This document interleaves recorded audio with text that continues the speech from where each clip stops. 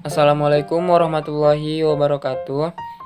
Nama saya Muhammad Syarul Fitra dari Pendidikan Ekonomi, Fakultas Tarbiyah dan Keguruan, Universitas Islam Negeri Sultan Syarif Kasim Riau. Baiklah, di sini saya akan menjelaskan tentang public relation. Public relation. Public relation adalah usaha yang terencana dan berkesinambungan untuk membangun dan memelihara komunikasi, dukungan, dan kerjasama usaha dengan pelanggan.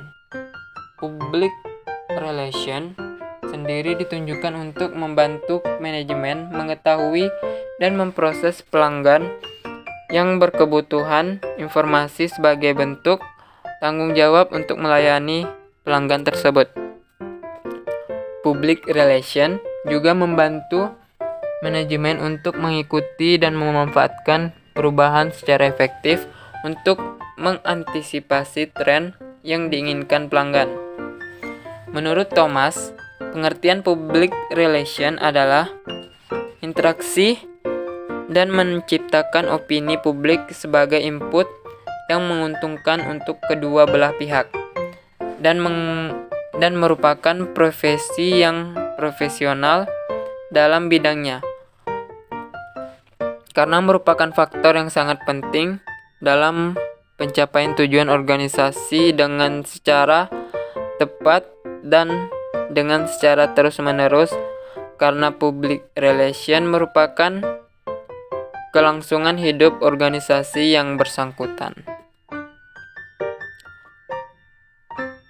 Pengertian khusus public relation adalah fungsi khusus manajemen yang membantu menggunakan dan memelihara komunikasi bersama, dukungan dan kerjasama antar organisasi dan publik, melibatkan masalah manajemen, membantu manajemen untuk mengetahui dan merespon publik opini, menjelaskan dan menekankan tanggung jawab manajemen untuk melayani minat publik, membantu manajemen untuk tidak mengikuti dan memanfaatkan perubahan secara efektif, berguna sebagai sistem peringatan awal untuk membantu mengantisipasi tren dan menggunakan penelitian dan teknis suara secara layak dalam komunikasi sebagai alat utama.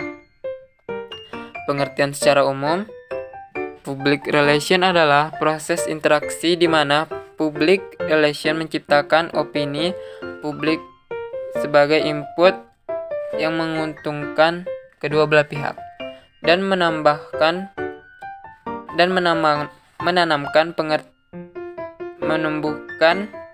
motivasi dan partisipasi publik, bertujuan menanamkan keinginan baik, kepercayaan saling adanya dan citra yang baik dari publiknya.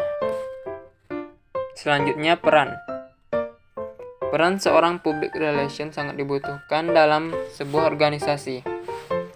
Public relation adalah sebagai jembatan antara perusahaan dengan publik atau antara manajemen dengan karyawan agar tercapai mutual understanding, saling pengertian antara kedua belah pihak. Public relation bertindak sebagai komunikator ketika manajemen berhubungan dengan para karyawan. Yang pertama, menulis surat, berita dan jurnal tentang usaha, mewakili manajemen merencanakan, membuat, dan mengimplementasikan program-program usaha untuk pelanggan, menjembatani hubungan usaha dengan pelanggan, bersama-sama dengan manajemen memecahkan masalah untuk kebutuhan strategis usaha. Selanjutnya, fungsi. Untuk mendapatkan itikat baik, kepercayaan, saling pengertian dan citra baik dari pelanggan. Untuk untuk menciptakan opini pelanggan sehingga usaha dapat diterima dan memberikan keuntungan kepada semua pihak. Untuk menonjolkan ciri khas organisasi yang sesuai dengan harapan pelanggan. Yang terakhir, untuk menciptakan hubungan yang harmonis dengan pelanggan. Kegiatan utama public relation. Yang pertama, melaksanakan program yang telah direncanakan secara berkesinambungan. Yang kedua, menjembatani usaha dengan pelanggan.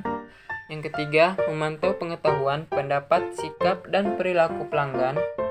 Yang keempat, menganalisa efek kebijakan, prosedur, dan tindakan yang diberikan kepada pelanggan.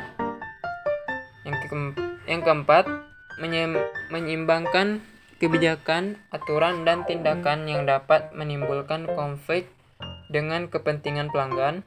Yang kelima, menyampaikan masukan kepada manajemen saat membuat kebijakan, aturan, dan tindakan yang dianggap dapat menimbulkan konflik dengan pelanggan. Yang keenam, membangun dan memelihara komunikasi dengan pelanggan. Yang ketujuh, menghasilkan perubahan pengetahuan, pendapat, sikap, dan perilaku organisasi perusahaan. Dan yang terakhir, menciptakan dan memelihara hubungan dengan pelanggan.